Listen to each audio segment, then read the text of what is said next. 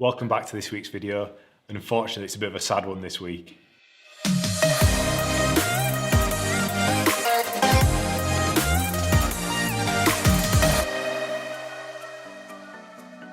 So the time has come, it's the end of an era.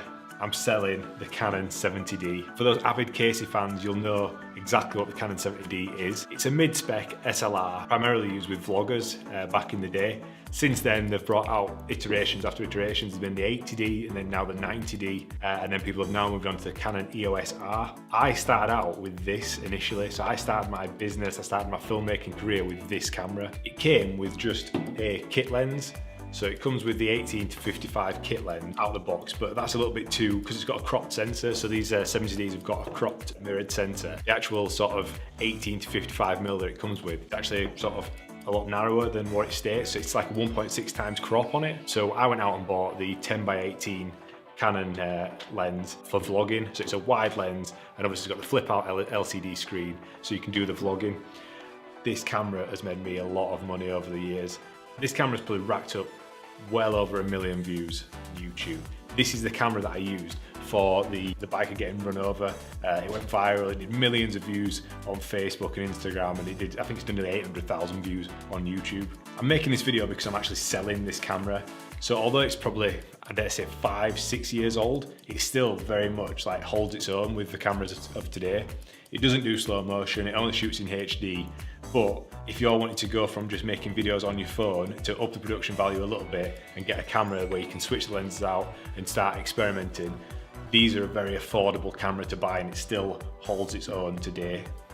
The reason I think that mobile phones are never going to replace SLR cameras for filmmaking or video cameras is the fact that we can actually change the lenses. So you've got options here. I've actually got more lenses that I'll be selling with it. I've got a 50mm lens and a zoom lens. The flexibility of being able to switch between the camera lenses is massive for different compositions of shots. Obviously, if you've got a 50mm prime, you get a nice blurred background. It's good for photography. This is an all-rounder. It can do everything. Amazing photography. The color profile that comes out of it is unbelievable, straight out of the box. Like, you can do a little bit of tweaking, put a bit more saturation in it, whatever you want to do, and you get a really good video output.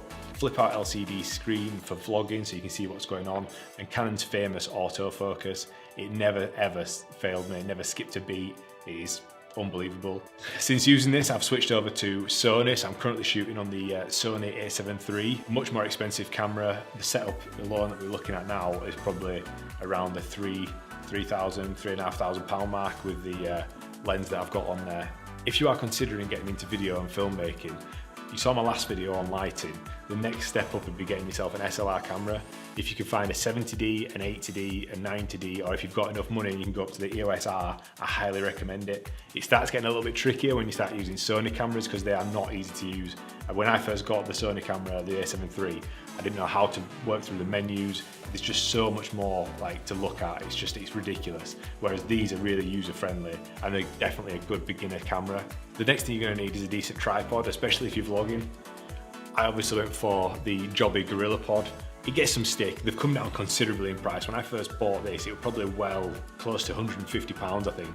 Now I think you can pick them up for like 80 or 90 quid. It's super flexible. They do have a bit of problem with falling over, but as long as you get it secure, you're good. It's got an adjustable ball head. It's pretty bulletproof, and then obviously for the standard vlogging setup, you can stick your camera on it, hold it out, and go full sort of Casey style on it, which you see most vloggers doing nowadays. Next thing you'll need is a Rode mic. I'll put a video of the Rode mic that I use on the screen. This makes a hell of a difference because people can forgive sort of bad video, they can forgive stuff going out of focus, but they can never forgive bad audio. So the next investment would be a decent microphone for your setup.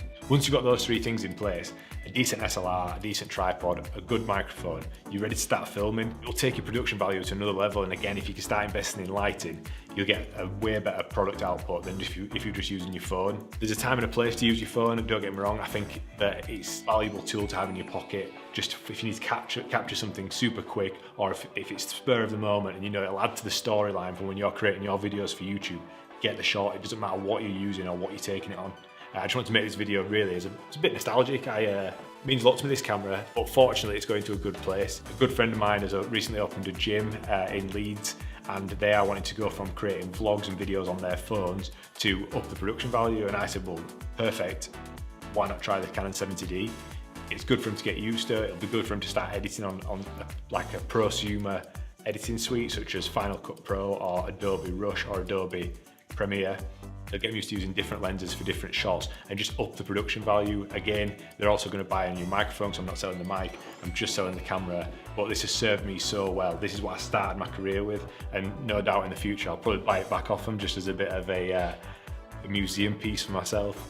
But yeah, so if you're looking at sort of starting video making and you're wondering where to start with which camera, I started with this. It still is very much a really good camera to use. So if you see any popping up on Facebook Marketplace, on eBay, you pick them up for a few £100. It's not that expensive. That with a couple £100 lighting and a microphone, and you've got a really good setup. Thanks for tuning in this week. I just wanted to make this video more for myself really, just to say this is a really good camera. I hope you guys can pick one up one day, and yeah, go out there.